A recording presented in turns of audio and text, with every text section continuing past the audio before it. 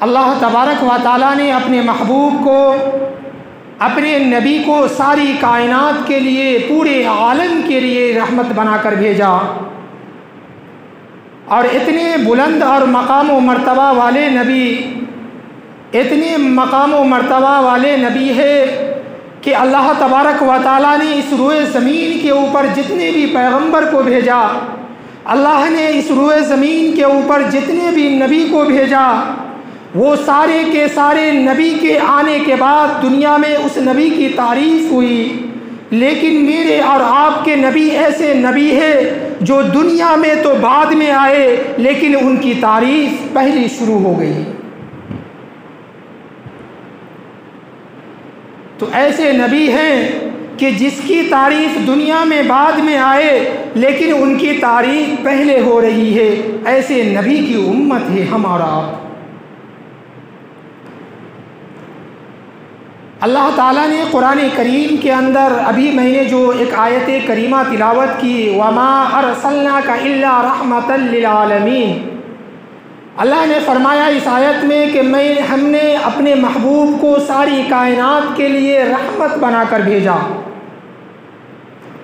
अल्लाह ने इस आयत के अंदर वमा अरसलनाका इल्ला रहमतल लिल आलमीन, यानी इस आयत में नफ़ी भी है और इस्बात भी है।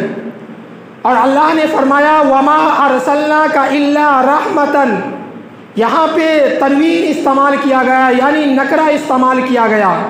और अरबी का एक कायदा है कि जब नकरा तहतन नफ़ी वाक़े हो तो उसके अंदर आम का माना पाया जाता है, यानी उमूमियत का माना पाया जाता है।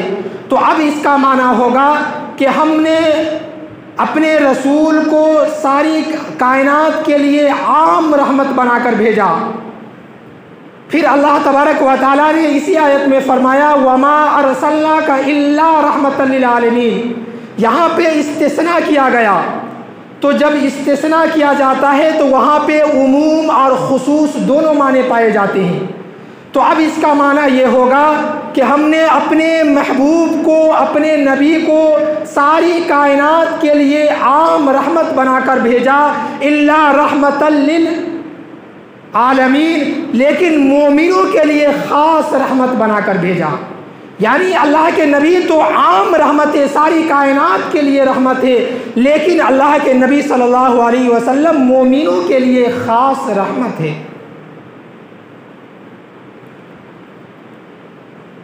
अब अल्लाह के नबी सल्लल्लाहु अलैहि वसल्लम की आम रहमत की मिसाल यूँ समझे, जिसको अल्लाह तबारक व तआला ने कुरान करीम की इस आयत के अंदर फरमाया अल्लाहुम्मा इन काना हाज़ा हुवल हक़्क़ मिन इंदिका फ़अम्तिर अलैना हिजारतम मिनस समाई अव इतिना बिअज़ाबिन अलीम। एक मर्तबा अबू जहल जो मक्कतुल मुकर्रमा में रहता था, जो अल्लाह के नबी सल्लल्लाहु अलैहि वसल्लम का जानी दुश्मन माना जाता था, वो अबू जहल एक मर्तबा खाना काबा के अंदर दाखिल होता है और खाना काबा की दीवार को पकड़ के कहने लगता है, ए अल्लाह, अल्लाहुम्मा इन काना हाज़ा हुवल हक़्क़ मिन इंदिका फ़अम्तिर अलैना हिजारतम मिनस समाई अव इतिना बिअज़ाबिन अलीम। ए अल्लाह, अगर तेरा नबी जो अपने आप को, यानी मोहम्मद अरबी सल्लल्लाहु अलैहि वसल्लम जो अपने आप को नबी कहते हैं, हुवल हक़्क़, अगर वो सच्चा नबी है, बरहक़ नबी है, फ़अम्तिर अलैना हिजारतम मिनस समा अव इतिना बिअज़ाबिन अलीम, तो हमारे ऊपर पत्थरों की बारिश बरसा दे, हमारे ऊपर पत्थरों की बारिश कर दे, अव इतिना बिअज़ाबिन अलीम, या हमारे ऊपर दर्दनाक अज़ाब और सख्त अज़ाब हमारे ऊपर भेजते। हालांकि होना तो ये चाहिए था कि वो अबू जहल खाना काबा के गिलाफ को पकड़कर यूँ कहता, ए अल्लाह, अगर ये सच्चा नबी है तो हमें हिदायत दे दे, हमारे दिलों के अंदर ईमान नस्ब कर दे, हमारे दिलों के अंदर नबी से मोहब्बत पैदा कर दे। लेकिन जिसको अल्लाह हिदायत नहीं देता वो गुमराह हो जाता है। तो अबू जहल ने यूँ कहा कि हमारे ऊपर पत्थर की बारिश बरसा दे। तो अल्लाह तबारक व तआला ने उसके जवाब में कुरान करीम की दूसरी आयत में फरमाया अल्लाह ने फरमाया मा कान अल्लाहु लियुअज़्ज़िबहुम व अंत फ़ीहिम। ए महबूब, रूल्स तो यही है कि अगर कोई कौम अल्लाह से अज़ाब तलब करता है, अज़ाब मांगता है, तो अल्लाह तबारक व तआला उस कौम के ऊपर अपना अज़ाब मुसल्लत कर देता है, अपना अज़ाब उस कौम के ऊपर भेज देता है। लेकिन अल्लाह ने फरमाया मा कान अल्लाहु लियुअज़्ज़िबहुम, ए महबूब, ए मेरे नबी, मैं इनके ऊपर अज़ाब मुसल्लत कर देता, मैं इनके ऊपर अज़ाब भेज देता।